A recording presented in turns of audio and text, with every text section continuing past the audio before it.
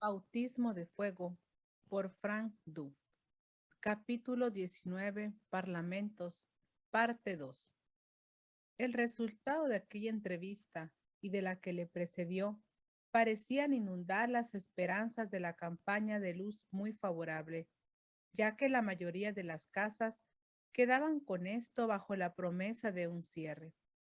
Pero ello no significaba que Bentley Place era cosa terminada. Las que quedaban podían no unirse al pacto, en cuyo caso podían amenazar el plan por completo, constituyendo una tentación de recaída para la mayoría de menos virtud, ya que en aquel mismo momento o en el correr del tiempo. Sin embargo, el éxito logrado bastaba para aquel día, con sentimientos que chocaban peligrosamente y rayaban con una imprudente alegría, dejamos a la señora Curley y nos fuimos apresurados a cumplir otros diversos compromisos. Uno de estos nos condujo a Bentley Place con un objeto importante. Era el visitar una tras otra alguna de las mayores figuras con miras a una entrevista. No era esto difícil, porque la actitud realmente caballerosa de nuestro tribunal iba como infiltrándose ahora en todas partes entre aquella gente maleante. Todas las tardes tenía lugar una de estas entrevistas. Anoto aquí algunas más dignas de mención. La lástima es que aquellos episodios únicos en su género no puedan ser descritos sino de manera muy diluida. Aunque tuviéramos a manos informes orales, las figuras vivientes resultarían desvaídas, así como aquel ambiente peculiar. Así, conforme vayáis leyendo, dejad libre vuestra imaginación para dar vida a la anémica palabra escrita. Maggie Carr, mejor conocida como Quitén, era otra de la cadena de dueñas que poseía, o mejor, tenía en renta dos casas que dirigía ella misma. Era en verdad un cuerpecillo misterioso, un tipejo a quien los 2 largos años de nuestra campaña en Bentley Place nunca pudimos echar el guante. Se suponía que era católica, aunque nunca dio muestras de su fe, y de hecho le dejaba a uno como en suspenso. Su apariencia exterior era algo especial, más en particular, su complexión era realmente extraña. El efecto que producía estaba muy lejos de ser agradable, pero en el pasado no nos había estorbado ni hecho mal alguno. Con facilidad accedió a la sugerencia de tener una conferencia y ahora estaba presente en ella. Tenía dominio propio, era casi de hielo. Su actitud era invariable, pero no podía descubrírsele falta alguna en su actitud hacia nosotros durante la larga discusión. Admitía querer convenir con nuestros planes y cerrar el negocio si los demás se ponían de acuerdo con ella. Como Betty Gray decía que tenía deudas, echaba la culpa de esto a la renta exorbitante que había de pagar a su señor. Tan elevada era, según ella, que no podía hacer frente sino manteniendo una casa de mala nota. Las chicas le eran fieles, aun cuando su modo de vivir fuese libre. Le creímos porque no lo decía con la boca chiquita. Además, la deuda parecía ser una parte inevitable del sistema, casi su espina dorsal, algo así como el fondo con el cual muchas firmas siguen adelante. Y así como de paso, preguntamos sobre qué era lo que ella poseía. Y en nuestra mente tomamos nota cuidadosamente de los detalles que nos daba, pero no hicimos comentario alguno. La cosa era casi idéntica a la de Betty Gray. La deuda total de cada una era un poco menos de 40 libras esterlinas. Estas cifras eran pequeñas, pero con todo presentaban una dificultad para nosotros.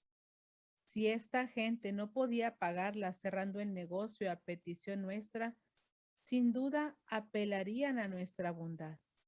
Kitten estaba aún en peor situación que Betty, porque esta última tenía un medio de vivir distinto, que no se daba en el caso de Kitten. Por otra parte, no debíamos hacer promesas de compensación, porque al momento la tónica puramente espiritual, que hasta entonces había sido dominante, podía desvanecerse. Podría llegar el rumor loco hasta el extremo de decir que íbamos comprando a la gente. Los bajos intereses de aquel lugar habrían de ser excitados, y en nuestra fina sinfonía de almas tan prometedora terminaría en fracaso y en aullidos. Y así no se dio la más pequeña señal de que la cuestión de sus deudas hubiera recibido la menor atención.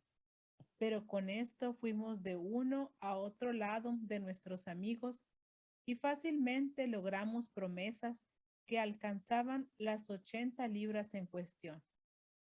Esta suma habría de quedar en secreto hasta que Betty y Kitten hubieran cumplido las promesas de cerrar.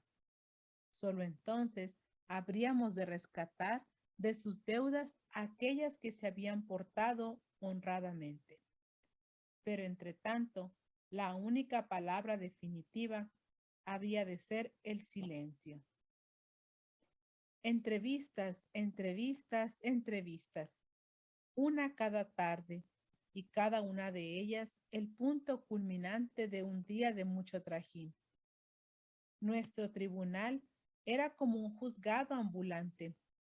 Cada sesión tenía lugar en punto distinto, pero no se os ocurra atribuir a la palabra juzgado la idea que allí hubiera algo que oliera a la tranquila majestad de la ley a propósito de nuestros movimientos generales por aquel entonces. Muy lejos de ello, la vida entonces tenía mucho del ambiente de un campo de batalla, con su confusión ordenada, con sus suertes varias, su excitación desbordante, un centenar de asuntos que se confundían unos con otros y pasaban como de largo, pero habían de ser en algún modo tenidos en cuenta.